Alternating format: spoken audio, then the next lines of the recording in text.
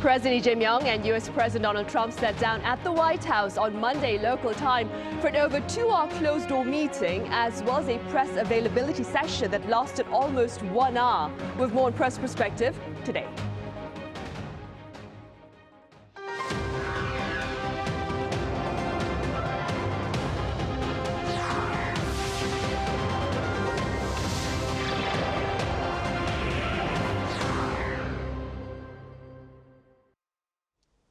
Hello and welcome to Press Perspective for this Tuesday, August 26th here in Seoul. I'm Min Sunhee. The common adjective among members of the foreign media to describe the first summit between South Korea and the U.S. under the Lee Jae Myung and Donald Trump administrations is cordial. And for more on the atmosphere and the summit's agenda, I have independent journalist Chris Casquejo over in Washington, D.C. Chris, thank you so much for making time to join us live at this very early hour at your end. Good to be with you. Right. I also have Celio with French daily Le Croix here in the studio. Celio, it's good to have you here. Glad to be here. Chris, we will start with you over in Washington, D.C. Do start us off, Chris, with a rundown of the events that took place at the White House today.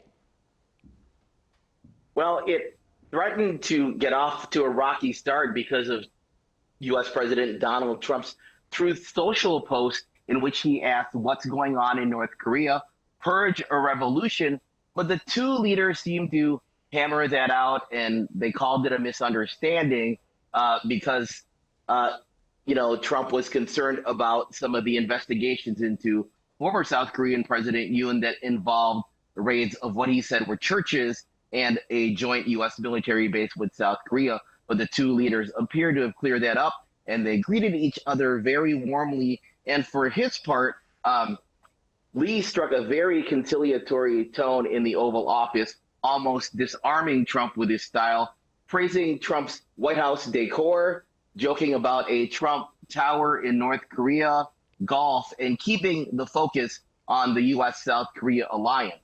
Now, the summit itself followed standard form with private talks, a larger meeting with the aides, and then that joint press appearance that you see there in the Oval Office. And some of the agenda items, the big agenda items, were North Korea's nuclear threat, of course, defense cost sharing, the burden of the U.S. troops that are in South Korea and have been since the Korean War, and tariffs on Korean goods that are currently being taxed at a 15% rate, and an ambitious plan for U.S.-Korean cooperation in shipbuilding, which the U.S. only has the capacity to produce 1% of ships globally. Right. And Chris, before we delve into the specifics of those issues, what were some of your takeaways from the talks? Well, I think the major takeaway is, given what Trump had posted on Truth Social, is that President Lee got through this summit relatively unscathed, unlike Ukrainian President Volodymyr Zelensky when he visited the White House earlier this spring, and then also South African President Cyril Ramaphosa. Trump seemed to ambush those leaders with, some issues that he wanted to talk about, and it seemed like the same thing would happen given Trump's Truth Social post. But Lee was able to turn things around, and it seemed that it was a very cordial meeting. But there are some stark policy differences that remain. Trump has refused to roll back that 15% tariff on South Korean goods despite Lee's push. And Lee, in turn, highlighted South Korea's commitment to the U.S.-South Korea alliance while signaling pragmatic balancing with China, which is different than Trump's approach with his foreign policy. On North Korea, the two leaders projected unity on denuclearization, but of course they have different methods of it. Trump favors direct engagement with Kim Jong-un, whereas Lee favors gradual engagement. And, he did say that he supported Trump meeting with Kim Jong-un during the APEC summit, and I guess we'll talk about that more in the coming minutes. Right, for sure. So before we touch upon the prospects of a summit between Mr. Trump and North Korea's Kim Jong-un, Celio, first here in South Korea, what remarks shared by the two leaders at the White House caught your attention? Well, first, as we mentioned, there was this tweet just right before the meeting. It started quite badly with Trump commenting about the current situation in Korea, saying it's a revolution or a purge. And I think on that, President Lee Jae Myung really played quite well the game, explaining the situation, that it's a current investigation going on. There's nothing related to him personally. He's not trying to make a revolution in the country. He's just doing his work. And the US president reacted quite positively to that. In the end, he said that South Korean president is a great leader. So it shows how tricky sometimes it can be to deal with Trump. Now, the obvious takeaway from this summit is, at least for the foreign press, is the comments on North Korea. Trump made remarks, and he said he wants to meet Kim Jong-un later this year. Maybe it will be on the side of the APEC summit, because Trump said he might be participating in this summit in the end of October. And according to Trump, he and Lee Jae Myung can still make progress on North Korea, saying that they are peacemakers and they will move to have more negotiation and maybe a meeting, a three-way meeting, maybe even we can dream of it.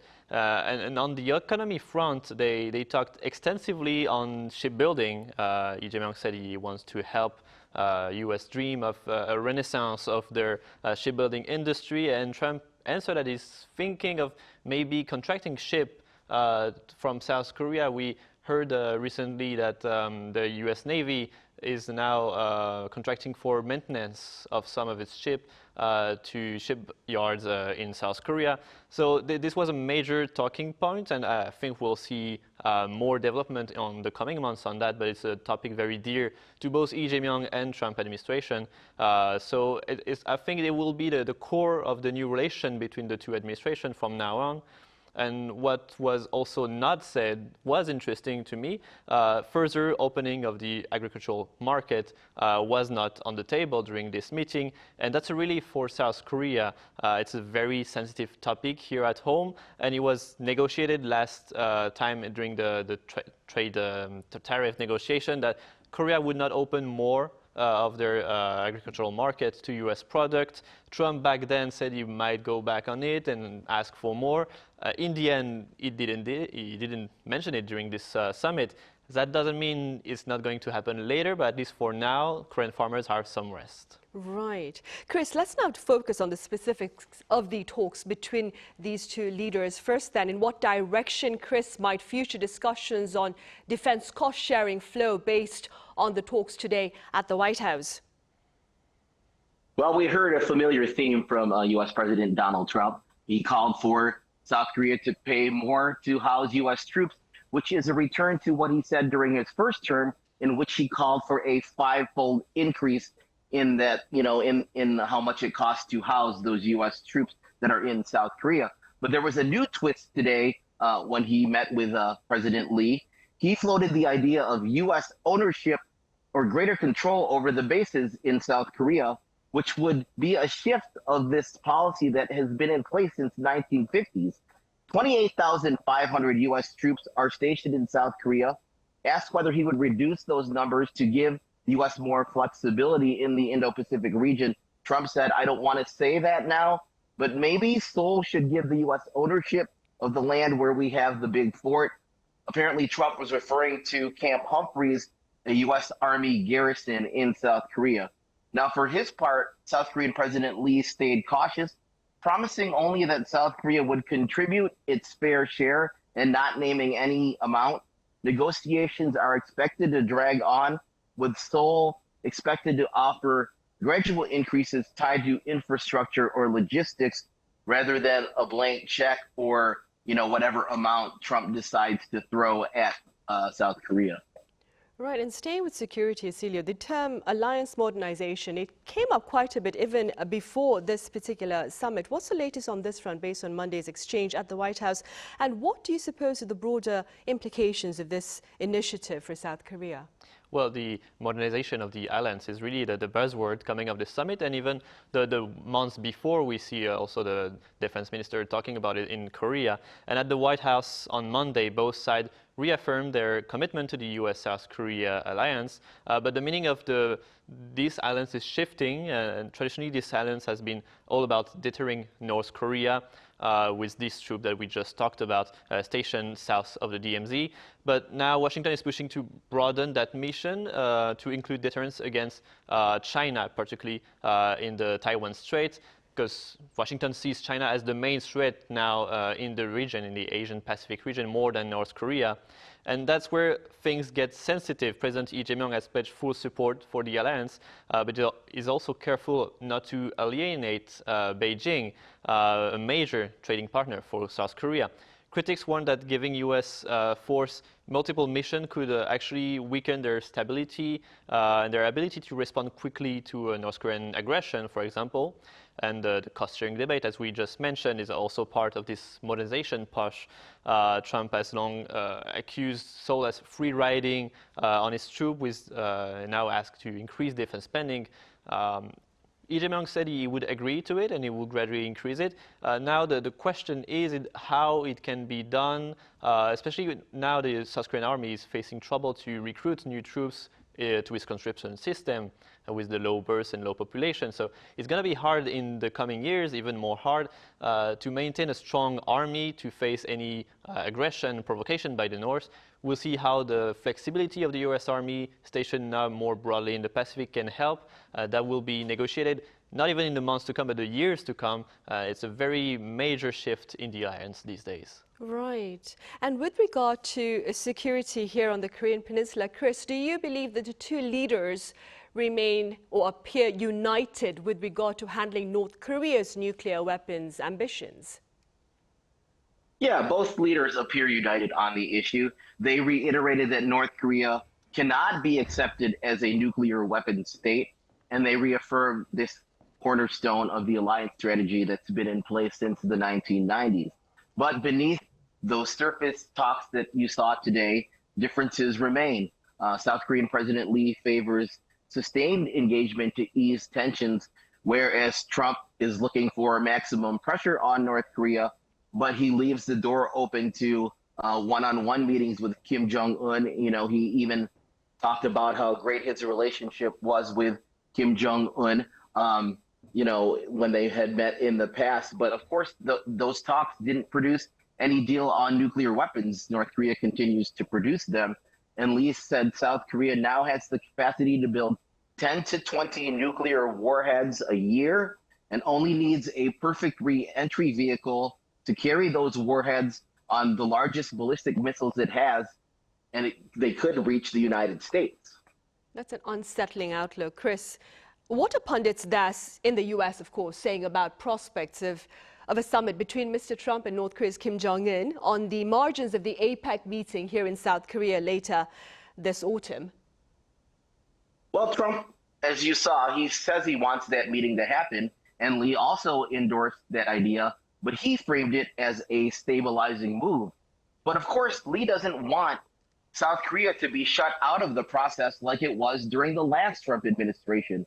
Now, here in Washington, the pundits are split. The optimistic pundits say that Trump relishes these high-stakes diplomacy and these big-ticket meetings and could use APEC for a headline-grabbing meeting with Kim Jong-un. But skeptics warn that it risks repeating 2019's photo op without substance dynamic unless Pyongyang signals real concessions, which it so far has been unwilling to do. And some have made the comparison with the recent summit with Vladimir Putin in Alaska that didn't yield any real progress to the end of the war in Ukraine. Now, since Trump's January inauguration, Kim Jong-un has ignored Trump's repeated calls to revive the direct diplomacy that he pursued during his first term from 2017 to 2021. And again, it produced no real deal for North Korea to halt its weapons programs. And, you know, we didn't see any sort of action from North Korea so far because of the meeting. But, you know, North Korea sees South Korea and the U.S. meeting as sort of a provocation. So we'll just have to see what happens as a result of this meeting. Right, I suppose time will tell then. Moving forward, Celio, on his final day in the U.S., President Lee Jae Myung is poised to travel to Philadelphia to tour the Hanwha Philly shipyard recently acquired by Korea's Hanwha Group. Now, you mentioned earlier about shipbuilding and how it is a topic of much interest to the Trump administration. What can we expect with regard to partnership in the shipbuilding industry between these two countries? Well, the Philadelphia visit really tells us a lot about where the relationship could be heading in the years to come. By visiting the Hanwha Philly shipyard, President Lee Jae Myung is putting a spotlight on shipbuilding, and that's no accident. This is an industry where South Korea has a lot of expertise, global expertise, the second biggest shipbuilder in the world, and where the United States really have fallen behind in this industry. Today, America's share of the world market in shipbuilding is 1%, which is almost nothing. And this matters politically too. Shipbuilding is a priority for Donald Trump, whose promise to bring jobs and a capacity to back American yards. It's also central to his competition with China, which now has the biggest fleet in the world and is growing at a pace Washington simply cannot match. So by offering cooperation in this sector between the two allies, South Korea and the US, Lee Jae Myung is giving Trump something concrete and appealing, a project that he can work on, and a project that officials in Seoul branded the Make America Shipbuilding Great Again, a way to attract Trump into making this deal. Now, so far, the two governments only agreed on principle, included a $150 billion fund for cooperation. That the details remain still vague, and there are clear obstacles. U.S. Buy America rules, skepticism in Korea about moving jobs overseas. Some people in a shipyard here in South Korea were saying that maybe Korea will be a second place and the priority will be given to American shipyards by South Korean companies. But still, there is a lot of potential. Potential is very significant here. And if this goes forward, it could open U.S. market to Korean firms, boost American shipyard with high-tech know-how that is the proudness of current shipyards. And it would be a crucial partner to really settle this alliance, this partnership, make it deeper, make it more concrete. And symbolically, it gives Seoul a rare leverage on the U.S. And maybe it will be hard sometime to navigate with China also in the competition.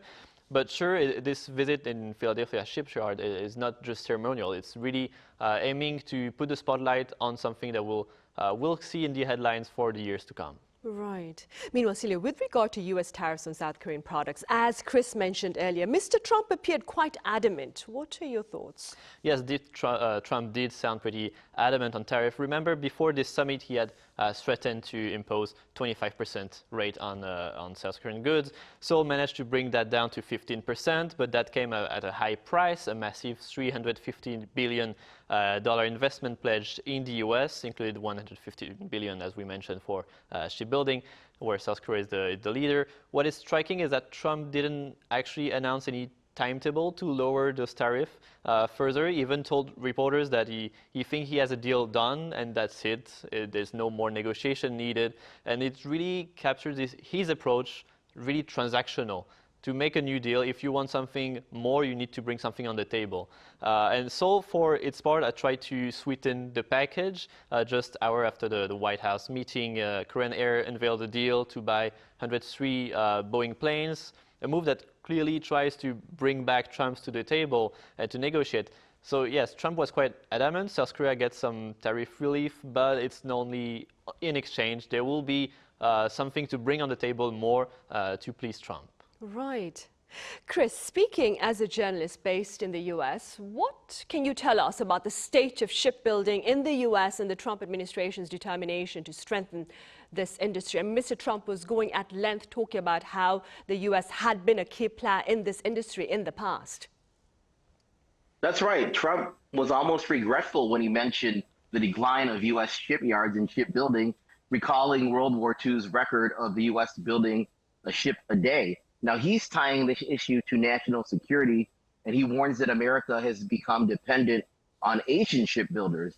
So in response, South Korea unveiled MASGA, Make America Shipbuilding Great Again, which is this $150 billion initiative focused on shipbuilding, backed by giants like Hanwha, HD Hyundai, and Samsung. Now, it promises joint shipyard investments, training programs, and co-production of vessels on U.S. soil, like the one in Philadelphia that Lee is going to tour. Now, the global numbers underline this gap that the U.S. is currently in. China controls 50% of global shipbuilding capacity. South Korea, 30% of global shipbuilding capacity. Japan, around 10%. The U.S. has less than 1% of global shipbuilding capacity, and South Korea surpassed the U.S. in the 1970s, particularly in liquefied natural gas carriers and large container ships. And since then, the U.S. output has mainly been building its own Navy ships. Right. Celio, one final question to you before we wrap up today. What do you suppose that the Lee Jae Myung administration gained from its first summit with the U.S.? Well, I'd say South Korea came away with a mix of win and still a lot of lingering question. On the economic front, President Lee can point at stability now and try to, he won the deal before. Maybe there will be more negotiation in the years to come, in the months to come. But still, we have a lot of questions how the details will be settled down in the deal for the tariff, but also for the shipbuilding, for the gas in Alaska that also mentioned during this summit. Also a lot of questions about the military, the defense, the strategy against North Korea. How can this will be played out? I think we'll see maybe more meetings, maybe during the APEC summit, they can talk about it more. So Korea, I think, showed a good image of knowing how to deal with Trump, knowing how to negotiate and talk with him. But still, they have a lot of questions about how this negotiation will happen in the years to come. All right, Celio, I'm afraid we'll have to end it there then. Thank you so much for your time and your thoughts. And Chris, over in Washington, D.C., thank you so much for making time to join us live at this hour. Good to be with you. Right, well, that ends this edition of Press Perspective. We return with more panel discussion tomorrow, so join us then. Thank you for watching.